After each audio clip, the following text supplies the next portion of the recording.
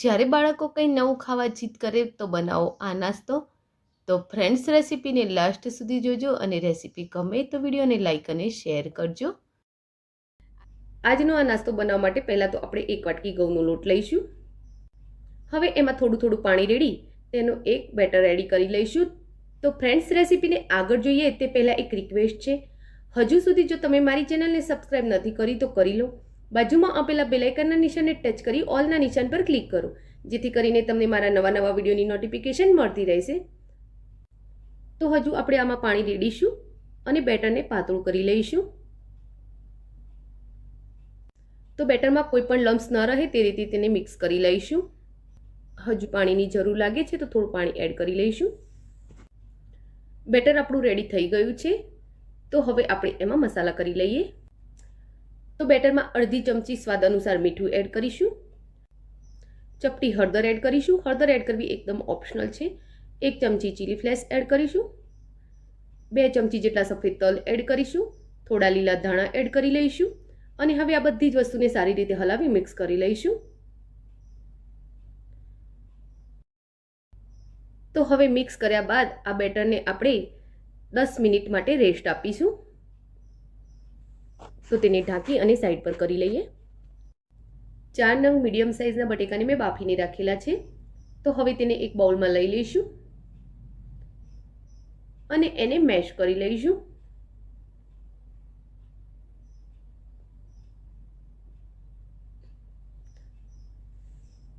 હવે બટેકાને મેશ કર્યા બાદ તેમાં મસાલા કરી લઈએ. તો 1 ચમચી એમાં જીરું એડ કરીશું. 2 થી 3 લીલા મરચાં સમારેલા એડ કરીશું. તો તમારે જે પ્રમાણે તીખાશ રાખવી હોય તે પ્રમાણે મરચું એડ કરી શકો છો. હવે 1 નંગ ડુંગળીને ઝીણી સમારી અને તે એડ કરી લઈશું. અડધી ચમચી સ્વાદ અનુસાર મીઠું એડ કરીશું. મેં બટેકા બાફતા પણ થોડું મીઠું નાખેલું છે. હવે એમાં સારા એવા પ્રમાણમાં લીલા ધાણા એડ કરી લઈશું.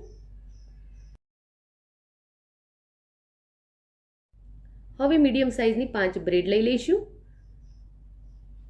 તો તમારે મોટી સાઇઝની હોય તો 1-2 ઓછી કરી લેવી અને હવે આને ટુકડા કરી અને એને મિક્સી જારમાં લઈ લેવાની છે.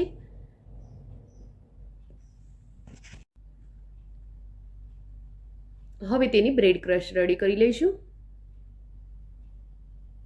તો બસ આ રીતે તેને ક્રશ કરી લેવાની છે અને આ ક્રશ કરેલી બ્રેડને પણ આપણે બટેકાના માવામાં એડ કરી લઈશું અને હવે તેમાં 1 લીંબુનો રસ એડ કરી લઈશું અને આ બધી જ વસ્તુને સારી રીતે હલાવી આપણે એનો ડો રેડી કરી લેવાનો છે. જરૂર લાગે તો વધારે બ્રેડ ક્રશ એડ કરી શકો છો, પણ ડો એનો થોડો કડક જ આપણે રેડી કરીશું. તો બસ આવો ડો એનો રેડી કરી લઈશું. હવે આપણે ચીઝ ક્યુબ લેવાના છે અને એ ચીઝ ક્યુબના આપણે 9 ભાગ પાડીશું. તો એક સાઈડેથી આપણે પહેલાં તેના 3 ભાગ કરી લઈશું અને પછી એક ભાગમાંથી બીજા 3 ભાગ કરી લઈશું. ચીઝનું પ્રમાણ વધારે રાખવું હોય તો એક ક્યુબના 2 યા 4 ભાગ પણ કરી શકાય છે. અને હવે આપણે બટેકાનો જે માવો તૈયાર કરીને મૂક્યો છે તેમાંથી થોડો માવો હાથમાં લઈ લઈશું. તો હાથને એ પહેલાં આપણે થોડા તેલવાળા કરી લઈશું અને આ રીતે બટેકાનો માવો હાથમાં લઈ લઈશું અને હાથ વડે એને આ રીતે ખુલ્લો ખુલ્લો કરી અને વચ્ચે એક ક્યુબ મૂકી દઈશું અને એને આ રીતે પેક કરી લેવાનો છે.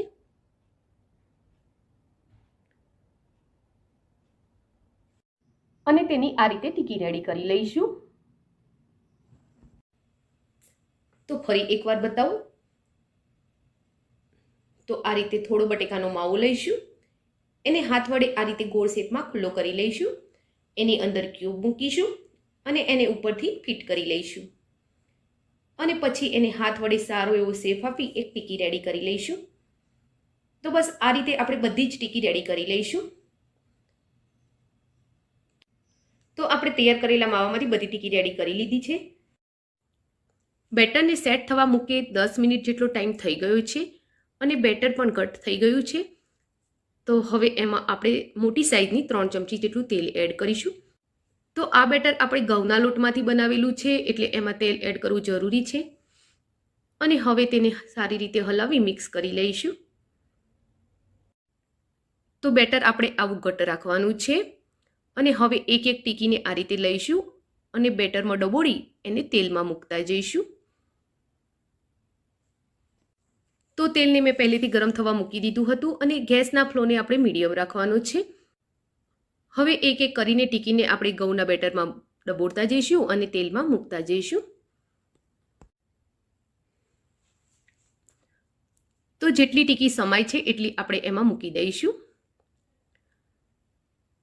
અને હવે એને ઉપરથી થોડું આ રીતે તેલ લગાવી લઈશું. તો ગરમ ગરમ તેલ આ રીતે ચમચા વડે આપણે તેની ઉપર રેડીશું અને એ નીચેની સાઈડેથી થોડી ક્રિસ્પી થાય એટલે કે વજનમાં સહેજ હલકી થઈ જાય એવું લાગે એટલે એને પલટાવી લઈશું.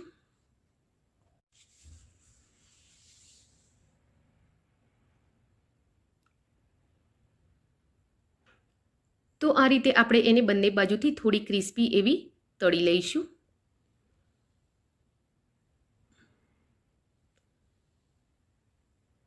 તો હવે નીચેની સાઈડે પણ એક ક્રિસ્પી થઈ ગઈ છે. તો એકવાર આપણે એને ફરી પલટાવી લઈશું.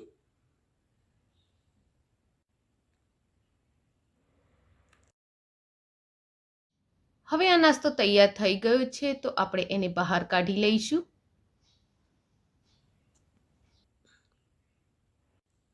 આ નાસ્તો ખાવામાં સમોસા કચોડીને પણ ભૂલાવી દે એટલો ટેસ્ટી લાગે છે અને નાના મોટા બધાને ભાવે તેવો છે. તો એકવાર એને જરૂરથી ટ્રાય કરજો. આ નાસ્તો ઉપરથી એકદમ ક્રિસ્પી અને અંદરથી એકદમ સોફ્ટ છે. તો ફ્રેન્ડ્સ, આજની આ રેસીપી તમને કેવી લાગી એ કોમેન્ટ બોક્સમાં જરૂરથી લખજો. રેસીપી ગમે તો વિડીયોને લાઇક અને શેર કરજો. આવી જ બીજી રેસીપી જોવા માટે મારી ચેનલને સબસ્ક્રાઈબ કરી લેજો. Thank you for watching my video. જય શ્રી કૃષ્ણ.